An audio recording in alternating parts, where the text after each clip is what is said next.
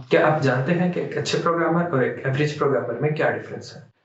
आइए तो आज की इस वीडियो में हम पता लगाते हैं कि कैसे आप एक एवरेज प्रोग्रामर की कैटेगरी से निकल के एक अच्छे प्रोग्रामर की कैटेगरी में फॉल कर सकते हैं। अस्सलाम वालेकुम, my name is Sajjad Umar और इस चैनल के थ्रू मैं सिखाऊंगा कि आप कैसे एक अच्छे प्रोग्रामर बन सकते हैं। प्रोग्रामिंग इज एन आर्ट और सारे programmers including me are artist. और एक अच्छे आर्टिस्ट की वर्थ का अंदाजा उसकी तख्लीक करदा आर्ट से लगाया जा सकता है। हमारे केस में हमारी तख्लीक करदा आर्ट हमारा कोड है और मेरी इस चैनल के थ्रू कोशिश होगी कि मैं आप सबको वो सारी चीजें बता सकूं जो मैंने पिछले 5 सालों में सीखी हैं ताकि आप मजीद बेहतर आर्टिस्ट बन सकें। नाउ द क्वेश्चन इज कि कोड क्वालिटी को कैलकुलेट कैसे किया जाए। तो उसके लिए अंकल बॉब ने एक बहुत सिंपल फार्मूला बताया है जो मैं यहाँ मेंशन कर रहा हूँ। इस फॉर्मूले की जो समरी है वो ये है कि कोड रिव्यू के टाइम आपके कोड में पर मिनट कितने ब्लंडर्स आते हैं, उन ब्लंडर का जो काउंट है वो आपकी कोड क्वालिटी को डिस्क्राइब करेगा। मतलब आप अपना कोड रीड कर रहे हैं और आप 1 मिनट में कितने ब्लंडर्स फाइंड कर लेते हैं। लेट्स सपोज आपको 10 ब्लंडर्स मिले हैं। अब हमारा गोल ये है कि हम उस काउंट को जितना कम हो सके उतना कम करें। जैसे जैसे आपका एक्सपीरियंस, आपकी कोड क्वालिटी इंप्रूव होगी, वो नंबर ऑफ ब्लंडर्स कम होते जाएंगे। To be a top notch artist दो चीजें बहुत जरूरी हैं, पहला नॉलेज एंड दूसरा प्रैक्टिस। जहां तक बात है नॉलेज की, तो मेरी कोशिश होगी कि मैं आपको as much as possible knowledge provide कर सकूं।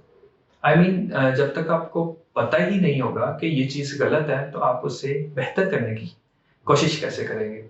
As far as knowledge is concern, I got you covered. दूसरी चीज जो सबसे इंपॉर्टेंट है वो है प्रैक्टिस। आपने नॉलेज गेन किया, अब आपका काम है प्रैक्टिस करें, उस नॉलेज को अपनी डेली लाइफ में इंप्लीमेंट करें। आप जितनी प्रैक्टिस करेंगे उतना आपके लिए बेहतर है। Eight the end of the day ये प्रैक्टिस ही आपके काम आएगी। Actually programming is like learning a sport.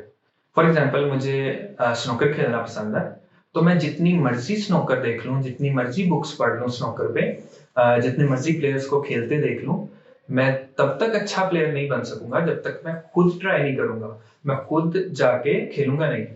तो programming is same, you need to practise as much as possible to get better at it. मैंने अक्सर डेवलपर्स को कहते सुना है कि उनके कोड की क्वालिटी इस वजह से कम है क्योंकि क्लाइंट का प्रेशर था, डेडलाइंस थी और मैनेजर्स का प्रेशर था।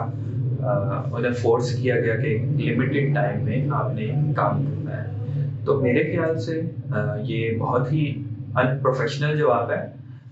मैनेजर का काम है क्लाइंट को और डेडलाइंस को मैनेज करना और प्रोजेक्ट को। तो अगर वो अपनी जॉब को डिफेंड करने के लिए आप पे प्रेशर इंसर्ट कर रहा है तो आपका भी हक बनता है कि आप अपने कोड को डिफेंड करने के लिए उससे बताएं कि आपको कितना टाइम रिक्वायर्ड है एक टास्क कंप्लीट करने में। अगर मैनेजर और क्लाइंट को इस बात का अंदाजा नहीं है कि उनके इस टाइम के प्रेशर की वजह से कोड में कितना बड़ा मैस क्रिएट होगा, तो आपका फर्ज बनता है एज अ प्रोफेशनल आप उन्हें कम्युनिकेट करें that you need more time to complete this. At the end of the day you are responsible for your own mess. Client की मिसाल उस पेशेंट जैसी है जिसका अभी अभी एक्सीडेंट हुआ है और उससे बस इसी चीज की परवाह है कि उसकी ट्रीटमेंट कर दी जाए जितनी जल्दी पॉसिबल है। आपकी मिसाल उस प्रोफेशनल डॉक्टर जैसी होनी चाहिए जिसे इस बात का अंदाजा है कि विदाउट एनी प्रिकॉशंस अगर वो ट्रीटमेंट करेगा तो इसका नुकसान क्लाइंट को ज्यादा हो। को फॉलो करते हुए आपकी भी जिम्मेदारी है कि आप कन्वे करें स्ट्रेट फॉरवर्ड वे में, जस्ट से you don't want to compromise your code quality and you need more time to complete this feature. Actually there is one thing called code sense. ये आपको तब आती है जब आपके पास इनफ प्रैक्टिस और नॉलेज हो। और इस कोड सेंस का फायदा ये है कि किसी भी कोड को देख के आपको फौरन अंदाजा हो जाता है इसमें और क्या इंप्रूवमेंट हो सकती है। और कोड लिखते हुए इस बात का ख्याल रखें कि इस कोड को आपने पढ़ना भी है। कोड जो है वो इंसानों के पढ़ने के लिए लिखे, ना कि मशीन के। तो जितना आप कोड इस सेंस को मद्देनजर रखते हुए लिखेंगे कि आप इस कोड को पढ़ने वाले हैं, तो उतना क्लीन कोड आप लिखेंगे। जितना आप कोड लिखते हैं उससे ज्यादा आप कोड रीड करते हैं। फॉर एग्जाम्पल, आपने एक किसी भी लाइन ऑफ कोड में एक छोटा सा चेंज करना है, आप तब तक वो चेंज नहीं कर पाएंगे जब तक वो पूरी लाइन नहीं समझेंगे, उसका सराउंडिंग कोड नहीं समझेंगे। तो लिखने एक छोटा सा कोड लिखने से पहले आपको वो पूरा सेक्शन, पूरा मॉड्यूल, पूरी क्लास, पूरा मेथड वो पढ़ना पड़ेगा। वो पढ़ के आप समझेंगे तो फिर ही कुछ नया ऐड कर पाएंगे। तो कोशिश करें कि कोड ऐसा लिखें जो आसानी से पढ़ा जा सके। जितना आपका कोड पढ़ने में आसान होगा उतना ही लिखने में आसान होगा।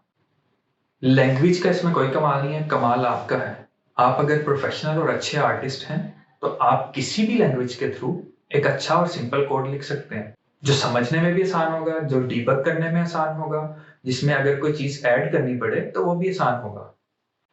अच्छा, अगर आप अपने कोड की केयर नहीं करेंगे, कोई आपके कोड की केयर नहीं करेगा। मिसाल मैं ऐसे देता हूँ कि एक दीवार है व्हाइट कलर की, उस पे अगर कोई बैनर चिपका जाता है आके, और 2-3 दिन के लिए वो बैनर उधर ही रहता है, किसी को कोई फिक्र नहीं है उस बैनर को उतारने की या दीवार को दोबारा साफ करने की, तो फिर देखते ही देखते उसी दीवार पे जो एक बैनर था वो 2 होंगे, 2 से 3 होंगे, 3 से 5 होंगे, और आहिस्ता आहिस्ता वो पूरी दीवार गंदी हो जाएगी। इसी तरह आपका कोड है, अगर आप कोई एक पीस ऑफ कोड उसमें ऐसा छोड़ देंगे जो कि ऑप्टिमाइज नहीं है, जो अच्छे तरीके से नहीं लिखा, जो समझने में मुश्किल है, कोई भी उस पार्ट ऑफ द कोड को देखेगा और समझेगा कि आपको क्लीननेस ऑफ कोड की कोई फिक्र नहीं है। इस चीज का इम्पैक्ट उसी दीवार जैसा होगा कि वो भी जो कोड लिखेगा उसमें केयर नहीं करेगा कि कोड क्लीन है, सिंपल है, ऑप्टिमाइज्ड है। तो जितनी आप अपने कोड की केयर करेंगे उतने दूसरे आपके कोड की केयर करेंगे। खुद की लाइफ भी आसान करें और दूसरे डेवलपर्स की लाइफ भी आसान करें जिन्होंने फ्यूचर में आपके कोड पे काम करना है। जिस हालत में आपको कोड मिला है, कोशिश करें कि उससे बेहतर हालत में आपसे अगले डेवलपर को मिले, ताकि उसके लिए भी आपके कोड में चेंजेस करना आसान हो। So that's it for today. अगर जो बातें आपने सुनी है उनमें से कोई एक भी बात आपको पसंद आई हो तो लाइक बटन दबाएं और बेल आइकन दबाएं, ताकि इस तरह का कंटेंट आप तक टाइमली पहुंच सके।